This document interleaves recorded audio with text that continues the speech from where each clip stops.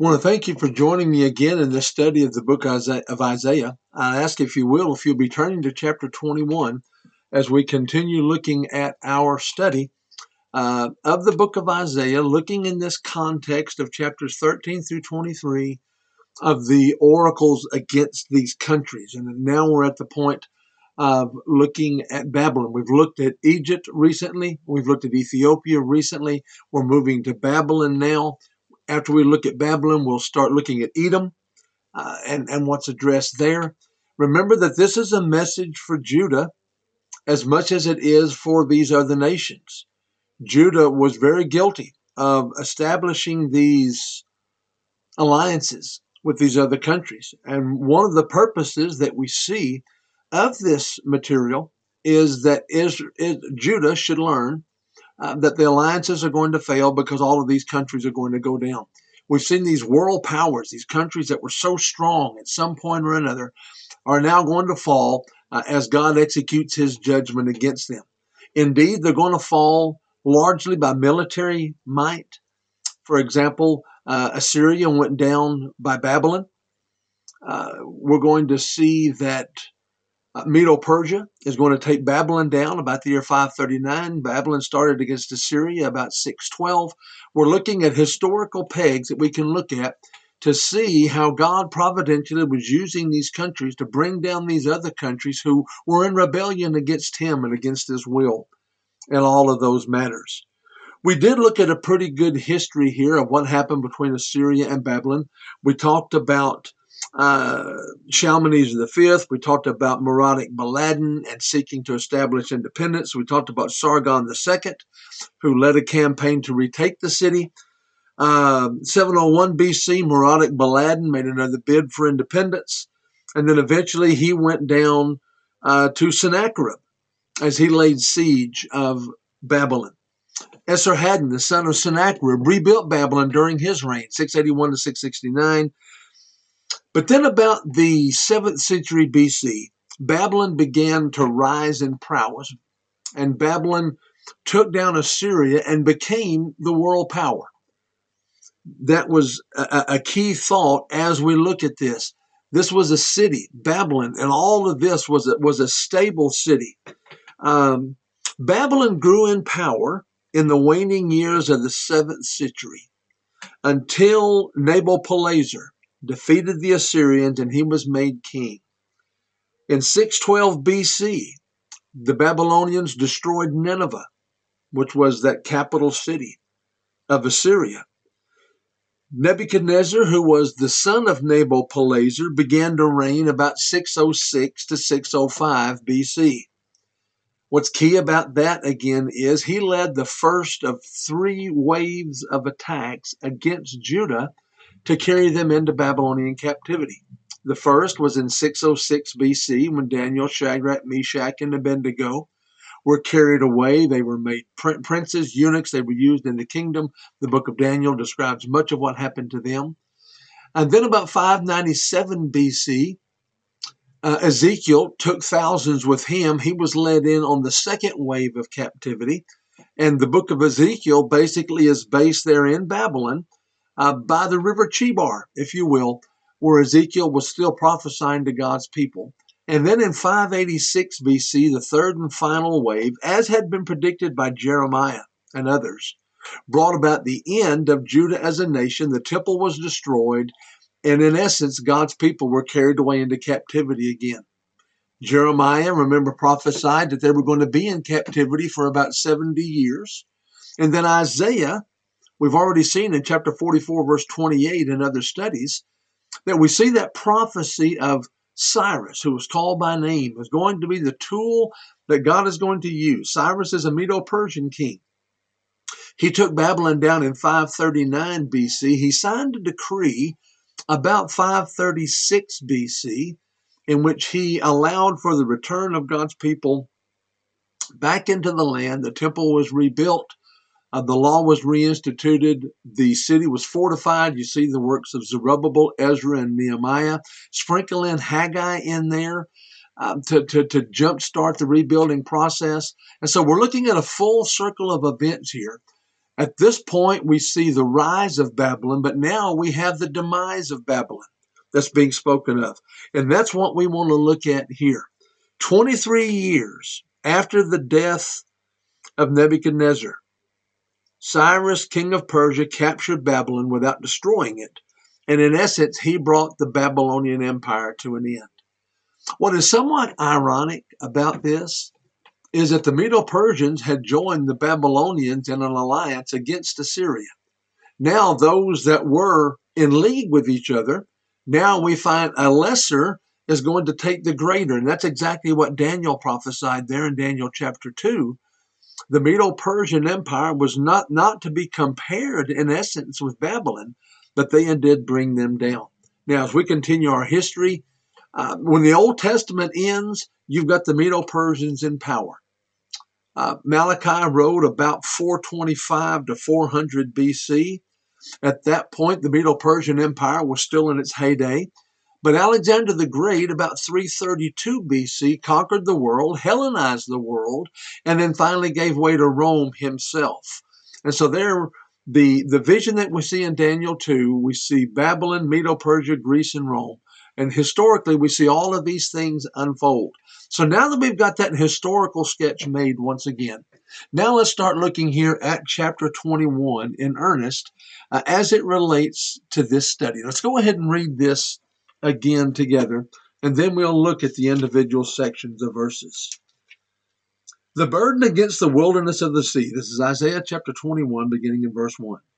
The burden against the wilderness of the sea. As whirlwinds in the south pass through, so it comes from the desert, from a terrible land. A distressing vision is declared to me. The treacherous dealer deals treacherously, and the plunderer plunders. Go up, O Elam, besiege, O Media.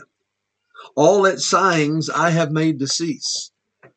Therefore my loins are filled with pain. Pangs have taken hold of me like the pangs of a woman in labor. I was distressed when I heard it. I was dismayed when I saw it. My heart wavered. Fearfulness frightened me. The night for which I longed, he turned into fear for me. Prepare the table, set a watchman in the tower, eat and drink. Arise, you princes, anoint the shield. For thus has the Lord said to me, go, set a watchman, let him declare what he sees. And he saw a chariot with a pair of horsemen, a chariot of donkeys, and a chariot of camels. And he listened earnestly with great care. Then he cried, a lion, my Lord. I stand continually on the watchtower in the daytime. I have sat at my post every night. And look, here comes a chariot of men with a pair of horsemen. Then he answered and said, Babylon is fallen, and all the carved images of her gods he has broken to the ground. O my threshing and the grain of my floor, that which I have heard from the Lord of hosts, the God of Israel, I have declared to you. So here indeed Isaiah has again a very difficult message to bring. Babylon the Great is going to fall. Babylon, that great world power, the one that took Assyria out when it seemed that no one could accomplish that fact. Babylon is in place. Babylon is strong, is powerful, with all the arrogance and pride that would go along with that. But Isaiah says it's done. There, look again, that last section. Oh, my threshing and the grain of my floor, that which I have heard from the Lord of hosts, the God of Israel, I have declared to you. Here again, we see that prophetic formula where these people are understanding that this is not Isaiah's message. This is God's message, and the medium through which God declares his will, expresses his judgment against Babylon. Isaiah serves in that capacity. There in verse 1, we're not told immediately the identity of the nation that's being considered in this oracle. In essence, we see Babylon's going to fall, but nothing is said as to who was going to bring about that fall. Who was going to uproot Babylon as a world power? As a matter of fact, Babylon itself is not even identified until verse 9. E.J. Young, in his commentary on Isaiah, said that the language used in this verse could be in reference to showing Babylon as a great plain watered by a mighty river. When you look at this Fertile Crescent, when you look at that area, if you go there geographically, you're looking again at a great place, a great kingdom, a power that was there. Well, Elam and Media are the chosen agents of Babylon's fall. The Medo-Persians is who we're talking about. Both of those were east of Babylon. And it's in what is today Iraq. The treacherous one and the plunderer, refers to the perverseness of the army. Here it refers to the kingdoms east of Assyria that are going to be involved in their destruction. We've already indicated, remember, that the Assyrians were horrible in their treatment of others.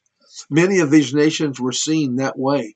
And we see a comeuppance, if you will. We see a what goes around comes around, law of sowing and reaping mentality, in that those who treated others treacherously, those who plundered from others, we're going to see the same thing happen to them as somebody comes against them to bring them down. There in verses 3 and 4, Isaiah described his own emotions as he thought about the vision of the terrible effects of warfare.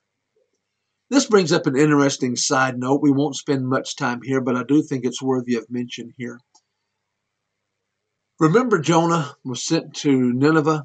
At the end of the book, he goes to the end. He goes to sit on a mountain outside of Nineveh to see if God is going to change his mind. He wanted Nineveh to be destroyed. When you look at the book of Obadiah, you see Edom, Judah being brothers as it relates to relatives. You see Edom taking great joy in the difficulties that Judah faces, and that's part of the condemnation in the book of Obadiah. Brethren, today there is no place for us to enjoy talking about somebody else's sin and the consequences of that sin. It should break our heart to see these things. We should not rejoice to see evil people get their comeuppance. I know that it's maybe somewhat natural to do, but it's something we need to overcome. We need to care for others as it relates to that. There's no place in the pulpit for a man that enjoys calling out names and talking about people that are going to be judged and are going to be condemned to an eternity in hell. That's a horrific situation. And there is simply no place in the mind of a Christian, no place for a Christian to utter words that they're glad that they're going to see these things happen. I refer to Matthew 23:37 often. Jerusalem, Jerusalem, the one who kills the prophets and stones those who are sent to her. How often I wanted to gather you together as a hen gathers her chicks under her wings, but you were not willing. And whenever I read that, I picture Jesus having a tear in his eye as he thinks about them falling. That's not what he wanted. 2 Peter 3:9, God is not willing that any should perish. God's not going to enjoy executing judgment against people. His justice is going to make it happen. But it's not a sense of enjoyment or glee to see people spend an eternity in torment. And in that sense, we don't need to wish that on anybody. And we don't need to rejoice when things like that happen. Here Isaiah has a message about Babylon. Being from where he's from, I'm sure he has a lot that he thinks about Babylon. There would be a lot of emotions here. Just because you see one being a prophet doesn't remove one from an emotional situation that they see. And so here he has to pause, as a matter of fact. He describes his emotions. He describes what's in his mind and in his heart as he sees this vision of the terrible effects of how they're going to go down. Babylon's going to go down by warfare. Many people are going to be destroyed. Oftentimes, innocent people suffer because of decisions that their rulers have made. And so you may find those in Babylon that were not guilty of this perverseness. They were not guilty of this treachery, yet they're going to face the same fate as their military, as their leaders did. And Isaiah knows that. Isaiah knows how dangerous the situation is, ominous the situation is that is being portrayed here regarding Babylon's fall. He was almost overwhelmed by what God showed him about Babylon. Let's stop here for just a moment again and think about what it must have been like for these prophets. When you look at all of these prophets and the messages that they had to deliver, you look at the major prophets of Isaiah, Jeremiah, Ezekiel, and Daniel. Daniel was very concerned about some of the things that he saw. Some of the visions were well in advance, and he wanted to know what was going to happen. He was told to seal them up. The time wasn't for now. He never saw a lot of what he prophesied. When you look at Ezekiel, he was standing there on the river Chebar. He was prophesying that this punishment was not over. There was a pleasant end, the valley of dry bones in Ezekiel. A vision of Ezekiel shows that you see dry bones scattered everywhere, and then you see the renewal, the remnant coming together, if you will. When you look at Jeremiah, there was a man who prophesied for some 40 years. And as far as we know, he never had a positive response to his message. He didn't enjoy telling Judah they were going to go down. He was very pointed in doing so. And so here we see Isaiah in much the same fashion. When you get into the minor prophets, it's very similar. You're looking at prophets who were shown things that were very disturbing, because it's not natural to go and to tell a people they're going to be punished, they're going to fall, their children are going to die, they're going to be led away horribly in captivity. Now, those are all results of their rejecting God, but that doesn't mean that the prophet enjoyed receiving the message, receiving the vision, and then having to go tell people what they did. Likewise, again today, we know the end of those who are in rebellion against God and his will. We know that only a few are going to be saved, and it should chill us. We should have difficulty saying that very thing, that most are going to be lost. When you move to verse 5, it provides a sharp contrast to the two previous verses. Here a banquet is described with guests that are eating and drinking. The verbs that are used in the first part of the sentence are infinitives that give a sense of immediacy and activity. Let's look at that verse again. Prepare for the table. Set a watchman in the tower. Eat and drink. Arise, you princes, anoint the shield. You see two infinitives that speak about a great deal of activity. And then you see two infinitives of alarm. Rise up and anoint the shields. In other words, it's time to defend yourselves. It's time to get ready. Now, it's not going to do any good. God's already bringing his judgment. But now they're going to have to equip themselves for the battle that God is going to providentially use to bring about the demise of Babylon. And here he's saying you may as well go ahead and get ready. Get your warfare ready. Get your shields ready. Have all of that ready. You're looking at actions that are performed in preparation for battle. And that's what they're being told of here. This may very well have had a reference to Belshazzar's feast in Daniel chapter 5. You see, they were feasting there when the alarm sounded. And it was too late. Remember, Belshazzar, in essence, was told, you've been weighed in the balance and you've been found wanting. We see such harsh language used. There in verses 6 through 8, we see Isaiah's responsibility as a prophet that is detailed here. He was a watchman who was stationed on a wall. He was told to warn the inhabitants of danger. Now, this would go very well to what they might see standing on the wall around the city of Babylon. You might have a night watchman. You have those watching during the day, but it would be easier to see a long way off. But you've got a watchman who is watching and waiting, and he's going to sound an alarm. Here you've got Isaiah, who his job was to warn them about what was to happen. That's what's going on right here. Now, Isaiah prophesied 740 to 720 BC. Babylon's not going to go down until about 539. So here he's talking about things that are well into the future, but he sees that. And he's trying to warn them about what is going to happen, even though it's better than 100 years before it's actually going to transpire.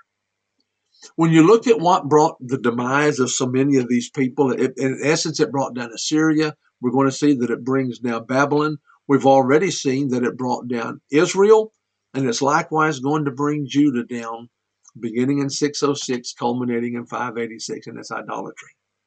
When you look at the kingdom dividing after the reign of Solomon, and you see Rehoboam, you see them going up, you see them establishing temples at Dan and at Bethel with the calves that are made there. That basically kicked off a lot of the idolatrous practices that were done, and idolatry led to the demise of both Israel and Judah as they were carried away into captivity. Well, Israel and Judah were not unique in that sense. When you look at all of these other nations, they had their own gods. They had their own idols. And here's the point that Isaiah is making as watchmen. They're not going to do you any good. These idols are not going to prevent God from executing his wrath. Those idols would have nothing to do against what's eventually going to be the Medo-Persians as they come against them to take them. So here we see the watchman who sees riders coming. Again, when you think about these chariots, you think about the warfare. Remember when we're looking at the Exodus, Egypt had a powerful military. They had hundreds of chariots, and you see the power and you see the carnage that could be done there. This was a very common military tactic. Some equate it to tanks that we have today. However you see it, when you look at those who had that many chariots, you look at those who had an advantage. And here, Isaiah, as a watchman, who's about to warn the people, he sees these chariots coming, and he sees the damage that is going to happen.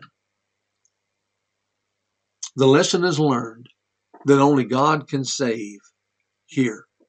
The imagery that's used there in verse 10 is frequently used in the Old Testament to describe the harsh treatment of one nation toward another. Let's understand that Babylon would understand this message. Babylon had experienced mistreatment of others as they brought Assyria down.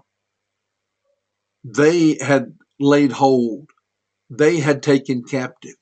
They had mistreated people. They had killed people. They had cruelly treated people. They knew what that was. And so now they're going to be told that's what's going to happen to you. You see the cruel treatment? It's not going to be a pretty picture. It's not going to be okay, we surrender. They're going to be destroyed. They're going to be taken down by the same force that they had used to take others down. Well, now in verses 11 and 12, and we should just about have time to cover this, and we'll stop here for this session. We see the oracle concerning Edom in verses 11 and 12. The burden against Dumah. He calls to me out of Seir. Watchman, what of the night? Watchman, what of the night? The watchman said, the morning comes and also the night. If you will inquire, inquire. Return, come back. Well, remember that the Edomites were the descendants of Esau. They would later basically become the Idumeans. Herod was an Idumean, but as we move on into later times, they're eventually going to just completely go away as a people. But remember, these were the descendants of Edom, of Esau. And remember the conflict again between Esau and Jacob. And that was something that continued down through time.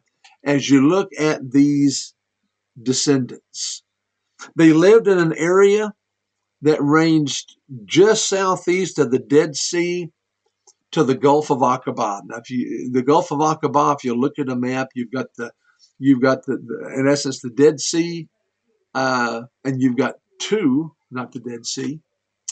You've got the Red Sea, and then you've got two ears that come off of it. One is the Gulf of Suez, and one is the Gulf of Aqaba. That Gulf of Aqaba was one of the boundaries of Edom.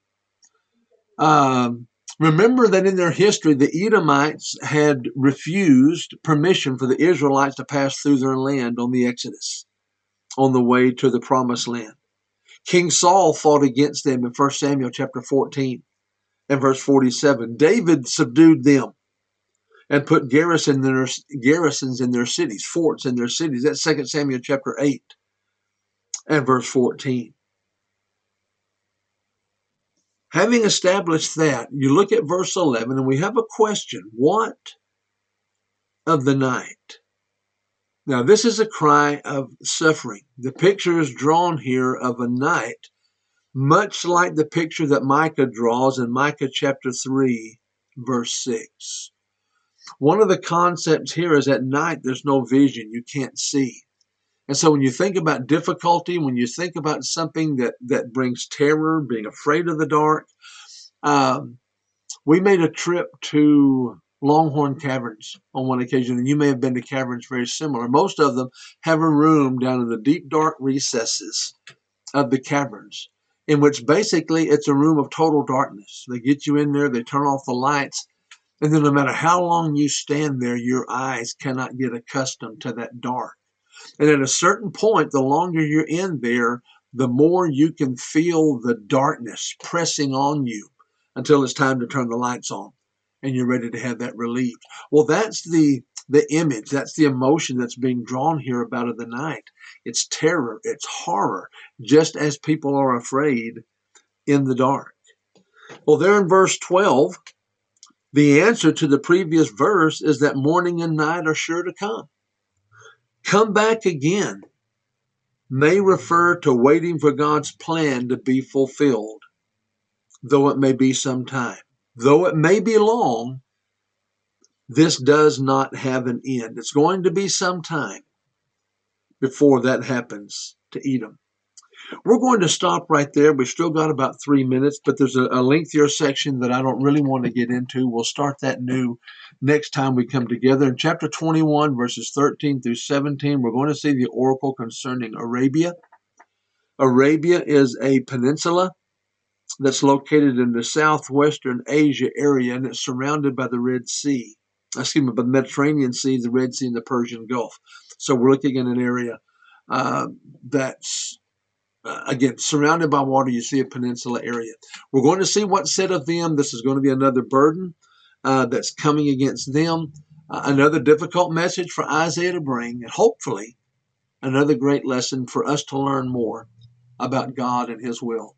I want to thank you again for joining us in this study. I appreciate you coming in week after week. I hope that it's whetting your appetite for more understanding of history, where we can really understand the points that are made here.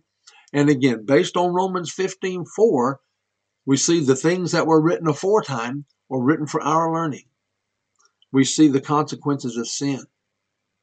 We see the mistreatment of people is going to be repaid. We see a God of justice. We also see a God of love and mercy and grace through all of these lessons. May we continue to study those things, apply those things to our lives, and hopefully each and every one of us will grow in our own faith. Until our next study, God bless you.